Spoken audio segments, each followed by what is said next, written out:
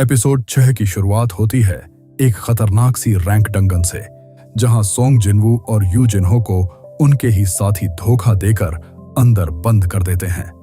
बाहर से देखने पर लगता है कि दोनों अब उस विशाल स्पाइडर मॉन्स्टर से बच नहीं पाएंगे, लेकिन इस बार जिनवू पहले वाला कमजोर हंटर नहीं था। उसके अंदर का सिस्टम उसे लगातार मजबूत बना रहा था। स्पाइडर बॉस दोनों पर हमला कर देता है, लेकिन जिनवू पीछे हटने से मना कर देता है। वह अकेले ही उस विशाल मकड़ी से लड़ना शुरू करता है। उसकी स्पीड और ताकत देखकर जिन्हो को शक होने लगता है कि जिनवू असल में ई रैंक हंटर नहीं है। लड़ाई बेहद खतरनाक होती है। जिनवू के हथियार मकड़ी की मजबूत बॉडी को नुकसान नहीं पहुंचा पा रहे थे। लगातार लड़ते लड़ते उसकी स्टेमिना खत्म होने लगती है और वह लगभग मरने वाला होता है। तभी उसे याद आता है कि डेली क्वेस्ट पूरा करने का इनाम अब भी बाकी है। वह फुल रिकवरी इस्तेमाल करता है और पूरी ताकत वापस पा लेता है। अब जिनवू सीधे मकड़ी की आंख पर हमला करता है।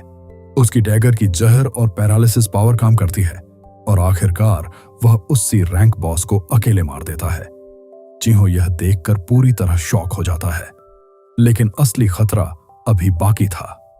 थोड़ी देर बाद वही हंटर्स वापस आते हैं जिन्होंने जिनवू और जिन्हो को मरने के लिए छोड़ दिया था। उनका लीडर हुआंग डोंगसुक जिन्हो से कहता है कि अगर वह बचना चाहता है तो जिनवू को मार दे, लेकिन जिन्हो मना कर देता है। तभी दुश्मन हंटर्स जिनवू पर हमला कर देते हैं। उसी समय जिनवू के सामने सिस्टम का नया क्वेस्ट आता है। अपने दुश्मनों को खत्म करो वरना तुम मर जाओगे। यह पहली बार था जब सिस्टम ने जिनवू को इंसानों को मारने के लिए मजबूर किया। जिनवू समझ जाता है कि अब यह दुनिया सिर्फ ताकतवर लोगों की है।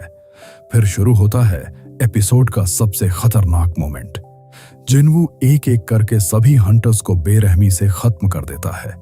उसकी आंखों में अब डर नहीं बल्कि ठंडा गुस्सा दिखाई देता है।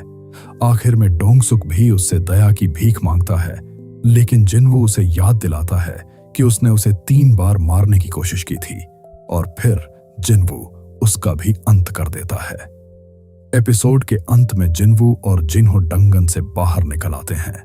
बाहर की दुनिया को लगता है कि जीत जिन्हो की वजह से हुई, लेकिन सच्चाई सिर्फ दोनों जानते थे।